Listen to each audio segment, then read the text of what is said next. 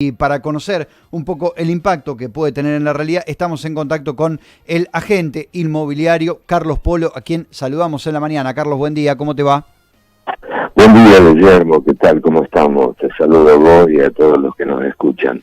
Gracias por el tiempo, Carlos. Bueno, en principio, contanos, ¿cuál es la implicancia más importante que tiene este anuncio que ha hecho el gobierno en las últimas horas, vinculados con la no extensión de los congelamientos de los alquileres?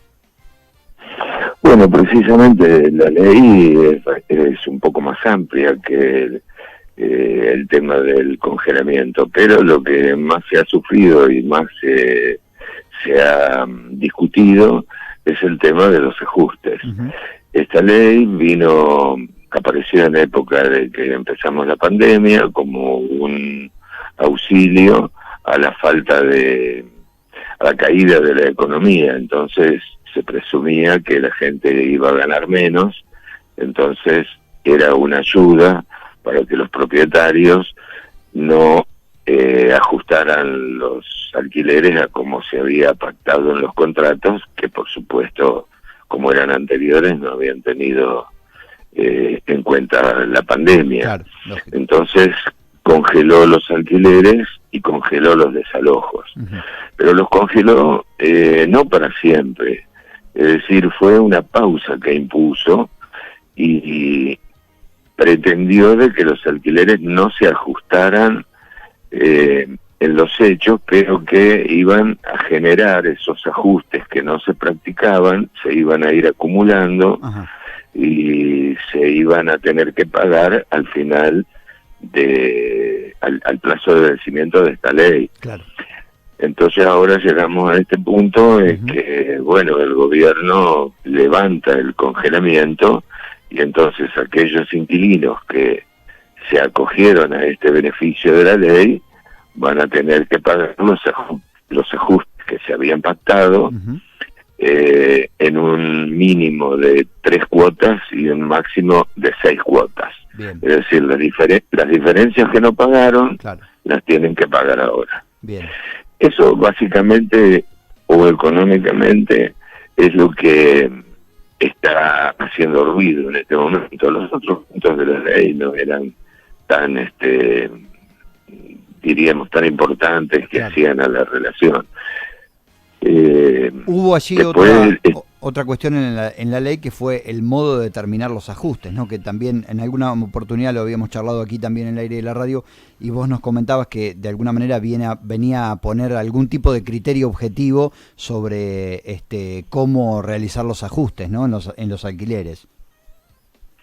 Sí, mira, Guillermo, yo creo que cuando el Estado se pone a regular las actividades privadas, ahí se arma un poco de revuelo, se arma un poco de lío, porque deja de ser la negociación de la oferta y la demanda.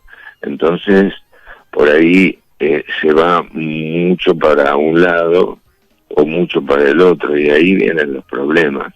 Los alquileres están contemplados como que una de las dos partes, digamos, el inquilino o locatario, es la parte más débil del contrato. Claro. Así lo piensan los legisladores y en los hechos es así. El más débil es el que no tiene casa, el que tiene menos dinero, que el propietario es el más fuerte, teóricamente. Pero claro, cuando uno interviene fijando, por ejemplo, la ley esta fija la forma de ajustar, en un país que tiene una inflación permanente, no se puede intervenir. ¿Por qué? Vamos a los hechos prácticos. El gobierno dice que tenemos que ajustar solo una vez por año los contratos. Que los contratos tienen que tener una duración mínima de 3 años. Y los podemos ajustar solamente una vez al año. Claro. Y este ajuste tiene que ser por un índice que va a emitir el Banco Central, que está formado el 50% por el costo de vida y el otro 50% por el aumento de los sueldos de los trabajadores reales. Claro, es una situación completamente nueva, a la cual los propietarios por ahí no están dispuestos a asumir, porque dicen, y bueno, tengo que estar un año sin ajustar el alquiler, cuando lo ajuste, el alquiler va a significar una moneda. Entonces, claro, ahí reaccionan, y cuando reaccionan se ponen más firmes, viene alguien a alquilar una casa y entonces piden cosas para cubrirse de estas estos de los vaivenes económicos también que tiene nuestro país, claro. Claro. Entonces, la ley viene a tratar de ayudar al inquilino, pero sin querer lo perjudica, porque el propietario entonces pide requisitos mucho más fuertes que antes. Claro, te entiendo. No sé si me explico bien. Sí, ha sido, es muy claro el ejemplo que nos has dado como para poner en contexto real de lo que está pasando en el mercado con esta cuestión. O sea, hay una ley que tiene, si se quiere, un buen espíritu, pero después cuando uno la baja a la práctica, encuentra la dificultad que vos estás planteando, en realidad que no termina tal vez ayudando al fin para el cual fue pensada. Hay otra cuestión aquí que ha generado mucho ruido también, Carlos, que es la inscripción de los contratos en AFIP. ¿Todos los contratos de alquiler tienen que ser inscriptos dentro de la Agencia Federal de Recaudación? Sí, efectivamente. Eso no es nuevo. Eso estaba desde antes. Pero como todas aquellas cosas, están las leyes, pero no hay un control y no se cumplen. Claro. No sé si políticamente no quieren exigirlo o qué, pero bueno, es un requisito que estaba dentro de la legislación y ahora el gobierno ha sancionado esta ley, la 27.551, que empieza a regir el 1 de marzo, ya empezó, con la obligación de registrar todos los contratos. Sí, entran los contratos de locaciones urbanas, por bienes inmuebles, por supuesto, inmuebles rurales, locaciones temporales también, de urbanos o rurales con fines turísticos, de descanso o parecido, inclusive las locaciones dentro de los espacios de los supermercados o estos lugares de mucho espacio que alquilan sectores adentro. Claro. Esos contratos también, todos caen. Bien.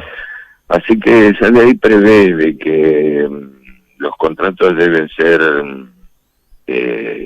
anotados 15 días después de celebrados. Bien. Y los contratos que estaban vigentes tienen tiempo hasta el 15 de marzo para poder anotarse. Bien. Eso es una obligación fiscal más que legal, pero prevé sanciones si no se hacen. Claro. Las sanciones es que si uno tiene un conflicto con un inquilino y tiene que hacer un juicio, va a caer al juzgado, y el juzgado lo primero que hace antes de darle curso a la demanda es denunciar a la AFIP para ver si el contrato está inscripto o no. Si no está inscripto, y bueno, ahí el propietario tendrá que pagar las multas correspondientes por no haberlo hecho. Claro. Carlos, una última pregunta que tiene que ver con lo que ha sido el año pasado, con lo más, si querés, profundo de la pandemia que nos ha tocado. Quería preguntarte si te tocó vivir muchas situaciones de inquilinos que debieron dejar sus hogares, si hubo un mayor diálogo entre propietarios e inquilinos para, digamos, entendimiento, si querés, de la situación que se estuvo viviendo. ¿Cómo fue un poco esa situación en la ciudad? Bueno, vos decís bien, te imaginás bien el mercado inmobiliario, porque seguramente vos también caminás las calles y ves lo que pasa. Sí. Yo creo que hubo una muy buena predisposición entre inquilinos y propietarios. Yo de las locaciones que tenemos, solo 2 o 3 se acogieron a la ley y no aumentaron. El resto prefirieron aumentar cuando tuvieron que aumentar para que no se les haga más cuesta arriba después. Claro.